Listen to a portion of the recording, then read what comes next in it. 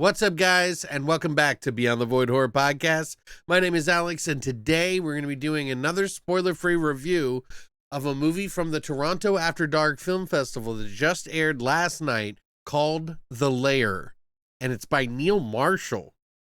Yeah, let's check it out.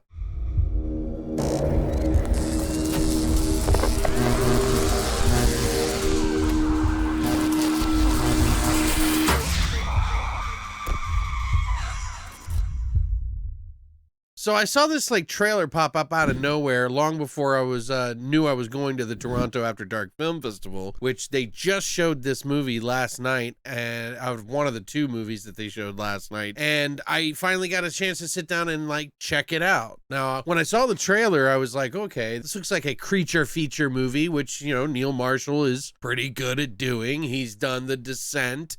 He did Dog Soldiers for the werewolf movie. I mean, Dog Soldiers alone, I developed a taste for werewolf movies long before I even liked werewolf movies because of how cool he made Dog Soldiers. It was werewolves versus military. Fast forward to today and we got another creature feature from Neil Marshall, and it seems kind of familiar a little bit here, only this is a different take, a different spin. So what is The Lair all about? Well, when a Royal Air Force Lieutenant Kate Sinclair is shot down over Afghanistan, she finds refuge in an abandoned underground bunker where a deadly man-made biological weapons are found. Half human, half something else are awakened. Now, I don't want to say, and I would highly recommend you not go to IMDb to check out what this movie's about, because I think it's better that you don't, in a way. It's pretty obvious from the trailer. They're pretty spoilerific as well in the trailer, but I will include it down below like I always do, just so you can check it out. But if you're looking for the next Neil Marshall movie and you're thinking this might be the one, I'd tone your expectations down quite a bit. Now, the movie doesn't say what technical genre it is, but it is an action sci-fi horror movie that is very akin to Dog Soldiers, but just not anywhere as good. Action's there, the gore is there, cheesy dialogue is a little unbearable at times and feels almost ripped out of some of the other movies he's done. And some of the bad acting in this movie kind of sets it back from one of the greater Neil Marshall films, in my personal opinion. Essentially, what you're getting is, and why I say it's kind of like Dog Soldiers, as we know, Dog Soldiers is werewolves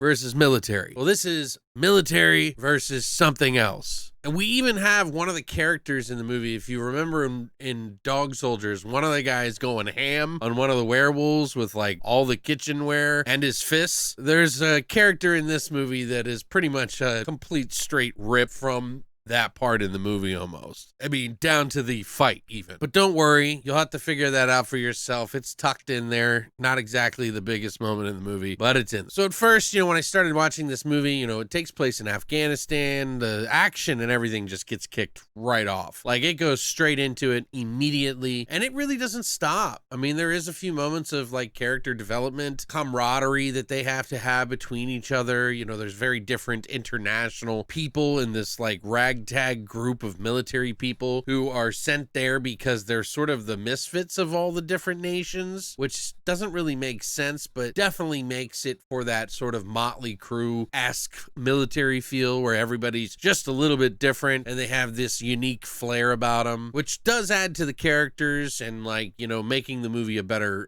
movie overall, I think. But I think where this movie kind of fails a lot is in the dialogue, which is very one-liner-esque. They really try to push on that camaraderie button very hard, but it doesn't feel really well thought out or fluid like it needs to. And this is a movie that is written and directed by Neil Marshall, who, has done some really good work, but I just don't feel like this is the movie that did it. Now, he does have another writer on board who is Charlotte Kirk. She's no stranger to Neil. She's worked on other movies like The Reckoning with him and other movies that she's written on as well. Charlotte Kirk has actually helped write a lot of different things over the years, but she also stars in this movie as the main Royal Air Force lieutenant in this movie, which I think she does a really fairly decent job of being sort of the action star and kind of being that stoic, smart, understanding, caring individual, but it really all just kind of the whole movie feels a little bit more generic than you would expect. Now, it's not all bad. Like, I don't want to make this movie seem like that, you know, that it's a failure or anything like that. There is fun to be had here. There is some stories that are engaging with the characters and stuff, and they do develop them to a degree. It's not as big a budget as a movie that you'd kind of want it to be from a Neil Marshall movie. Like, think Dog Soldiers, one of the first movies he started out with on a low budget kind of feel,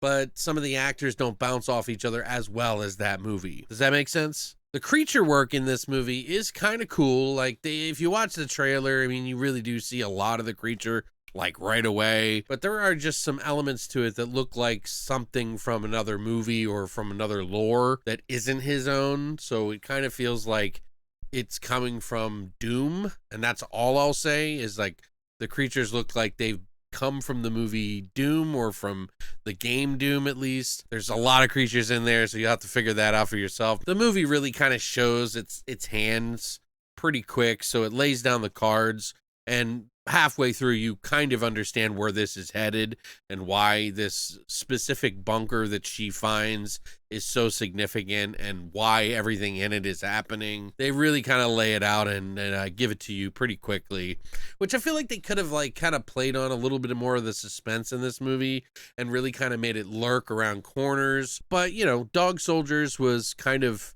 in your face, military werewolves, ham-fisted, a little bit approach with like that fun sort of action kind of adventure feeling. As mentioned before, the gore is definitely still there. They use a mix of like practical and also CGI. Some of the CGI, there was like one moment where a character, something happens to their top portion, I won't say what, that was a little iffy and they cut away for a second. I don't know if they had to do that because of the ratings board or something like that, but it felt very jarring and cut out too quick. Some of the like one-liners in this movie were just so typical. That's the other thing about it. But again, I still enjoyed and had a fun time watching it. It just wasn't something that blew my expectations out of the water and really did anything that new. This is sort of new territory for Neil to be traipsing through, but it all kind of feels a little too familiar for me to really feel like it's anything original, even if the subject matter does traipse outside of the boundaries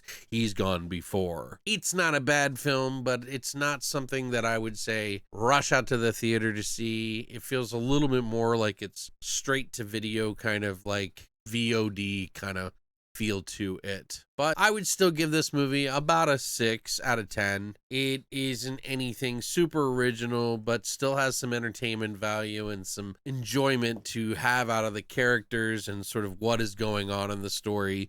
The third act is a little bit wonky and feels really rushed and does not feel very well paced at all, while the first and second kind of feel like they're the best parts of the movie. So it feels like it's a movie that just wants to get itself over and done with. It might not be for everybody, but I still think it's a little bit above average from what I've seen, even if it feels kind of average in some regards, originally speaking. But yeah, that's just my opinion on it. You know, I'm sure Neil Marshall's got more up his sleeve here. I just don't feel like this is the big movie that everybody was waiting for to see. And if you lower your expectations, you'll have an infinitely more enjoyable experience than if you go in like expecting the moon and getting some rocks on the ground. It's definitely above average in some regards, but it's not going to make everybody happy. Maybe I went in with too high of expectations, so I want you to avoid that. But just let me know what you think, you know. Toronto After Dark Film Festival is continuing on. I will be doing more reviews